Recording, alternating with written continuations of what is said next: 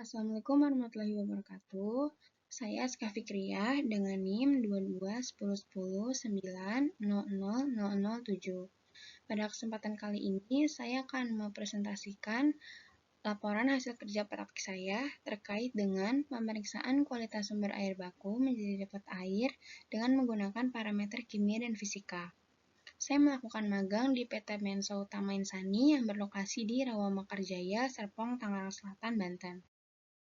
Pada kesempatan kali ini, izinkan saya untuk menjelaskan tentang latar belakang, tujuan praktik, manfaat kerja praktik, latar belakang perusahaan, visi dan misi, tinjauan pustaka, proses pengolahan depot air minum Menso, tugas khusus, data hasil, kesimpulan, dan saran.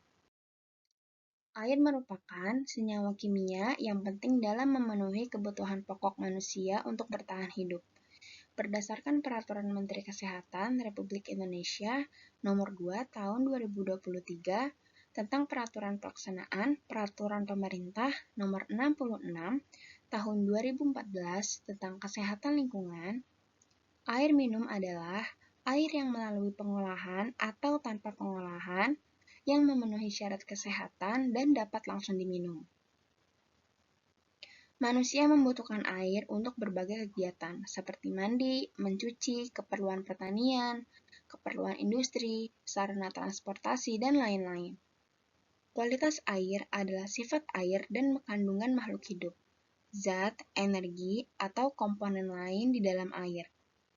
Kualitas air secara umum menunjukkan mutu atau kondisi air yang dikaitkan dengan suatu kegiatan atau keperluan tertentu. Dengan demikian, kualitas air akan berbeda dari suatu kegiatan ke kegiatan lain. Kualitas air harus memenuhi syarat kesehatan yang meliputi persyaratan mikrobiologi, fisika, dan kimia. Tujuan kerja praktik.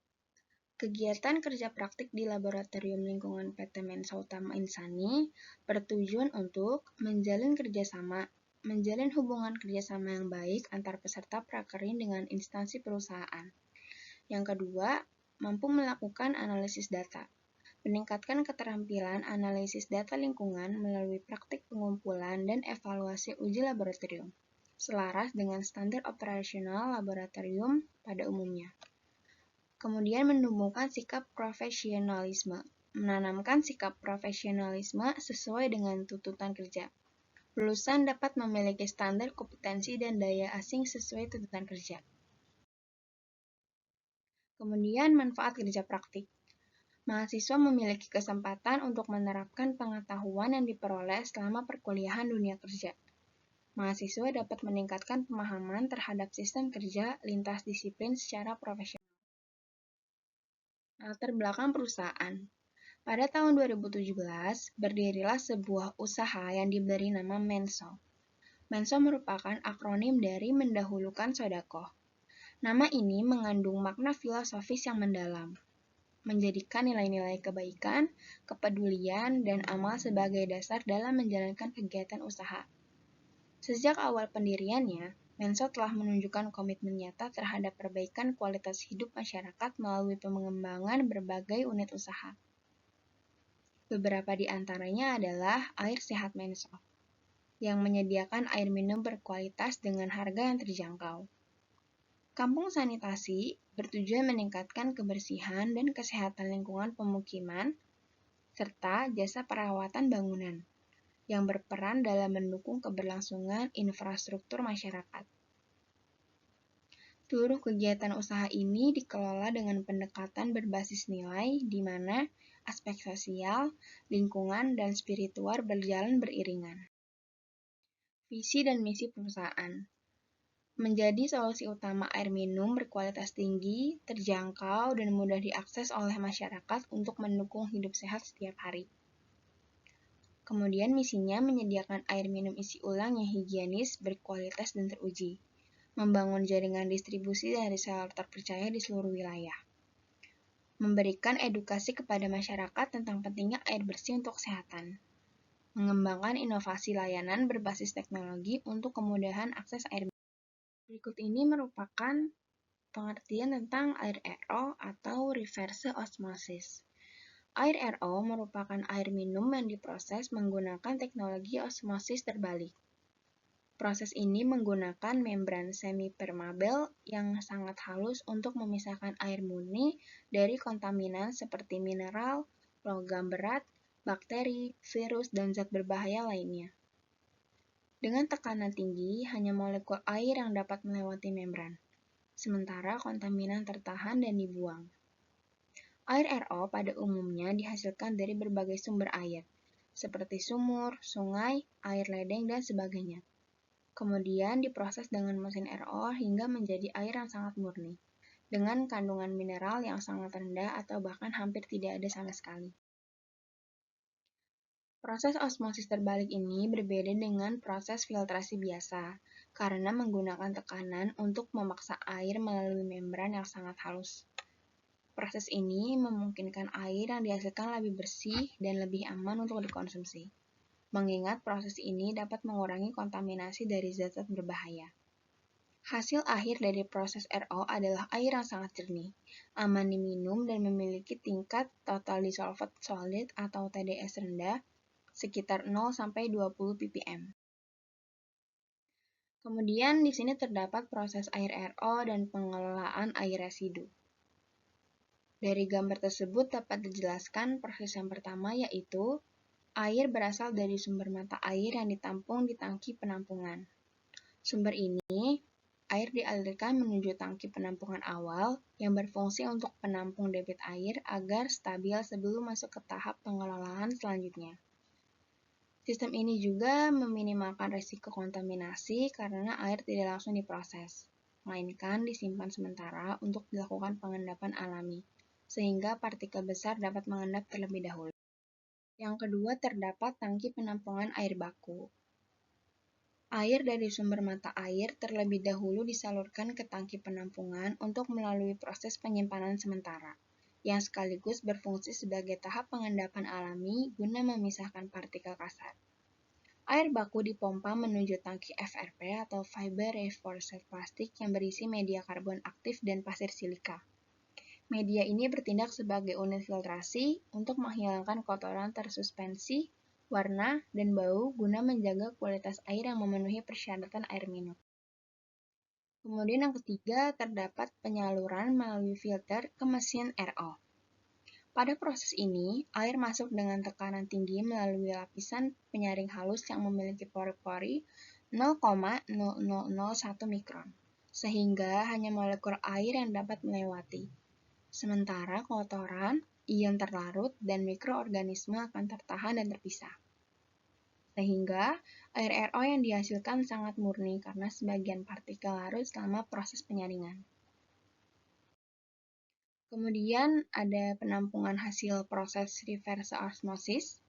Hasil dari air RO ini dipisahkan ke dua aliran utama, sehingga 20% air murni ditampung ke dalam tangki produksi, yang selanjutnya digunakan sebagai air minum siap konsumsi. Sementara 80% sisanya berupa air residu, yang akan dialirkan ke tangki umum dan dimanfaatkan kembali untuk kebutuhan non-konsumsi. Contohnya seperti penyiraman tanaman, kebersihan fasilitas, maupun pemeliharaan area kampung sanitasi. Kemudian yang kelima, terdapat penjernihan akhir dan sterilisasi sebelum pengemasan. Setelah itu, air dialirkan melalui lampu UV atau ultraviolet sebagai tahap desinfeksi akhir untuk memastikan tidak ada mikroorganisme patogen yang tersisa. Dengan prosedur ini, kualitas air minum tetap terjaga sebelum akhirnya dikemas dan dipasarkan. Kemudian di sini juga terdapat proses pengolahan air ultrafiltrasi dan pengolahan residu. Yang pertama ada pengolahan air baku. Air baku pertama kali diterima dan disimpan dalam tangki penampung air baku. Penampung awal ini untuk menstabilkan debit dan tekanan air masuk. Menyediakan waktu presedimentasi alami terhadap partikel besar menjadi titik kontrol pertama terhadap kualitas air. Contohnya seperti pH dan keberadaan mikroorganisme serta tangki penampung yang juga dirancang tertutup untuk menghindari kontaminasi dari luar. Kemudian yang kedua, masuk ke proses ultrafiltrasi. Air dari tahap prafiltrasi masuk ke dalam unit ultrafiltrasi, yaitu proses penting dalam penyaringan mikro. Dalam tahap ini, air dialirkan melewati membran dengan ukuran pori-pori sekitar 0,01 sampai 0,1 mikron, yang dimana efektif untuk menyaring partikel tersuspensi, menyaring koloid dan zat organik, serta sebagian besar bakteri dan virus yang berukuran besar. Yang ketiga ada tangki air hasil. Air yang keluar dari proses ultrafiltrasi ditampung di tangki air hasil, yang memiliki fungsi antara lain menjadi buffer penyimpanan sebelum proses pengisian, menjaga kontinuitas aliran ke mesin filling, kemudian juga menjadi titik kontrol akhir untuk mengecekkan pH, sisa klorin, dan mikrobiologi apabila diperlukan. Pada proses ini, penyesuaian pH atau remineralisasi bisa dilakukan di tangki ini. Kemudian terdapat proses penyaluran melalui filter ke mesin ultrafiltrasi. Pada proses ini, air masuk dengan tekanan tinggi melalui lapisan penyaring halus yang memiliki pori-pori 0,001 mikron, sehingga hanya molekul air yang dapat melewati. Sementara kotoran, ion terlarut, dan mikroorganisme akan tertahan dan terpisah.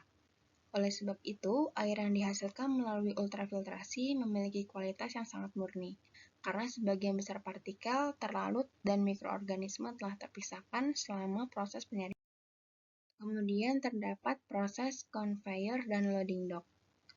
Setelah pengisian selesai, galon dipindahkan melalui conveyor menuju area loading dock, yang merupakan tempat penyusunan dan distribusi. Pada saat ini, galon akan diinspeksi secara visual, disusun dan diberi label, kemudian diangkut oleh armada distribusi untuk disalurkan ke konsumen.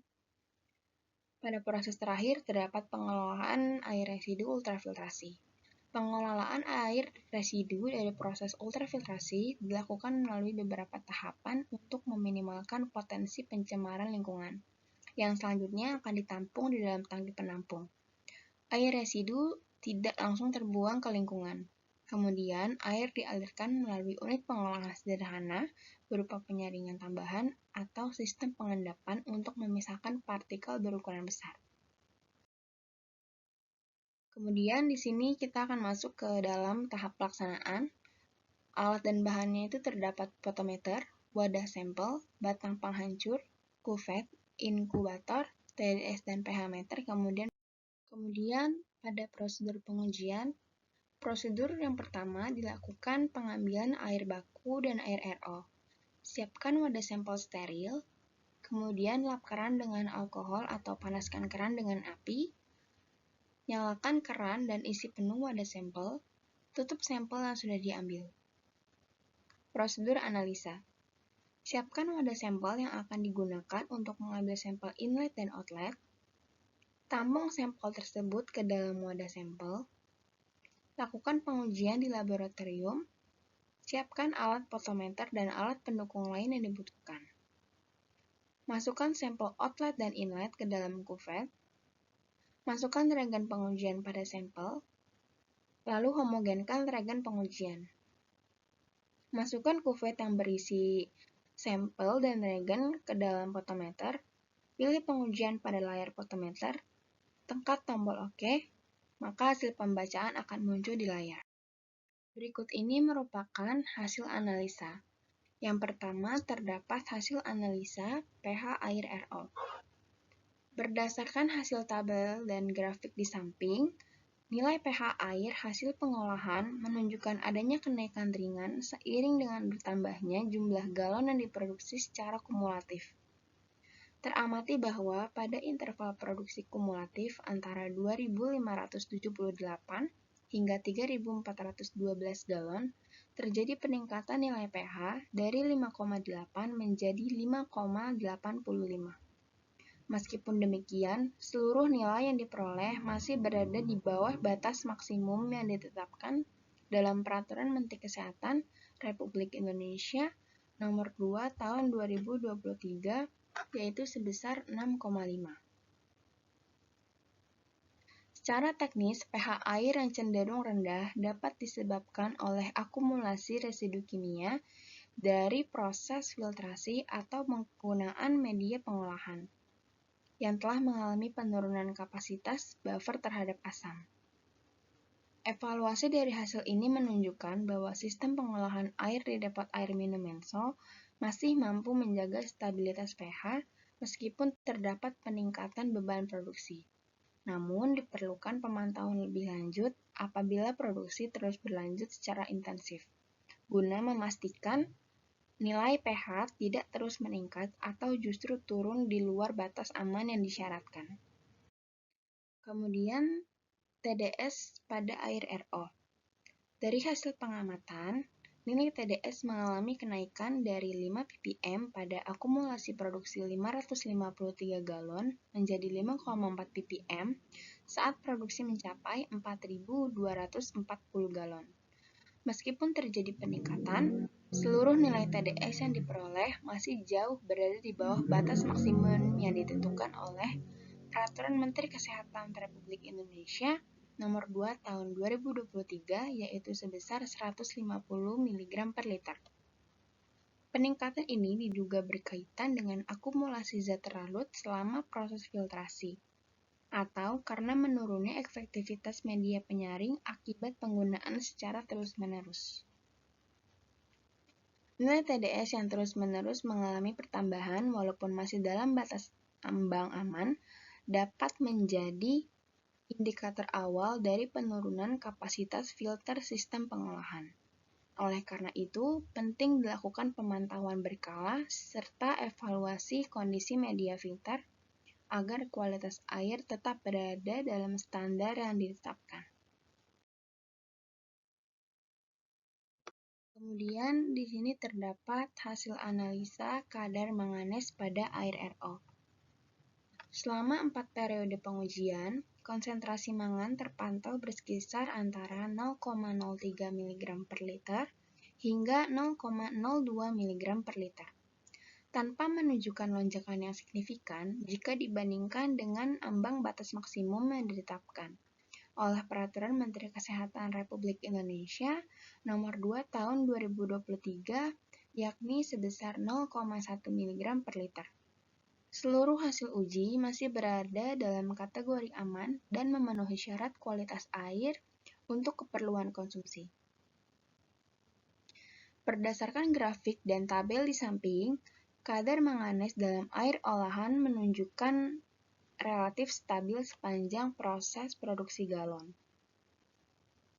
Hal ini mengindikasikan bahwa sistem pengolahan air pada media penyaring logam seperti pasir mangan masih berfungsi dengan optimal dalam menahan kontaminan berat.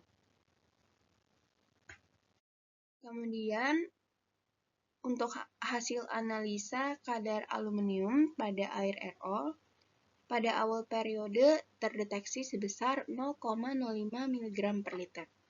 Kemudian meningkat secara signifikan menjadi 0,24 mg per liter, dan mencapai puncaknya pada 0,33 mg per liter saat produksi kumulatif mencapai 3.412 galon. Namun, pada titik produksi 4.240 galon, kadar aluminium justru menurun drastis menjadi 0,03 mg per liter. Sedangkan batas maksimum yang ditetapkan oleh Permenkes Republik Indonesia Nomor 2 Tahun 2023 mempunyai baku mutu sebesar 0,2 mg per liter. Maka terlihat bahwa pada dua titik produksi, nilai yang terukur telah melebihi batas yang diperbolehkan. Penyebab terjadinya lonjakan kadar aluminium pada air RO dapat terjadi karena nilai pH yang cenderung rendah, kurang dari 6, dapat berpotensi meningkatkan kelarutan aluminium, sehingga dapat mempermudah pelepasan ion logam ke dalam air olahan RO. Dari sisi teknis, lonjakan kadar aluminium menjadi indikasi bahwa kapasitas absorpsi penyaring seperti karbon aktif atau zeolit mulai menurun.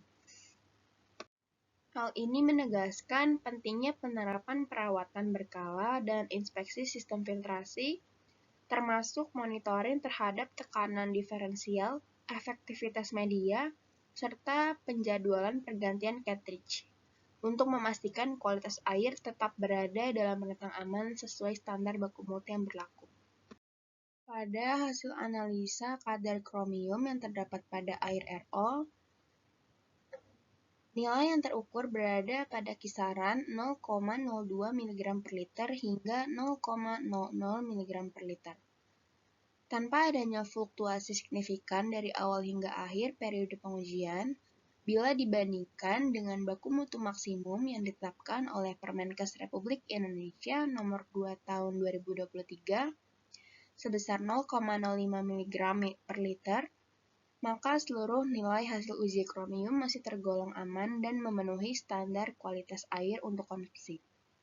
Untuk memastikan keberlanjutan kualitas air yang aman, tetap disarankan agar dilakukan pengujian berkala, khususnya pada kondisi sistem pengolahan yang mengalami fluktuasi tekanan debit besar atau setelah masa pakai media melebihi durasi normal.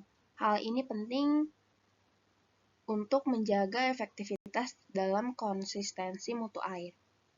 Kemudian pada kadar fluoride dalam hasil pengolahan berada dalam kisaran rendah, mulai dari 0,41 pada awal produksi hingga 0,00 mg per liter pada periode akhir. Penurunan ini terjadi secara bertahap seiring meningkatnya jumlah produksi galon secara kumulatif. Seluruh nilai yang diperoleh berada jauh di bawah ambang batas maksimum 1,5 mg per liter yang ditetapkan oleh Peraturan Menteri Kesehatan Indonesia Nomor 2 Tahun 2023. Kandungan yang terlalu rendah pada fluoride dapat menyebabkan air menjadi terlalu murni atau deminerals, yang tidak ideal untuk konsumsi jangka panjang. Oleh karena itu, meskipun kualitas air sudah memenuhi baku mutu, disarankan untuk melakukan pengawasan lanjutan guna menilai apakah perlu dilakukan remineralisasi, terutama jika air dikonsumsi secara rutin oleh masyarakat. Kemudian terdapat evaluasi performa filter cartridge berdasarkan produksi galon. Tabel dan grafik di samping menunjukkan evaluasi performa filter cartridge yang dilakukan berdasarkan volume produksi secara kumulatif selama pelaksanaan kegiatan praktik di laboratorium Menso. Tabel dan grafik di samping menyajikan data produksi harian, akumulasi produksi, serta hasil observasi visual terhadap kondisi media filtrasi pada masing-masing periode waktu.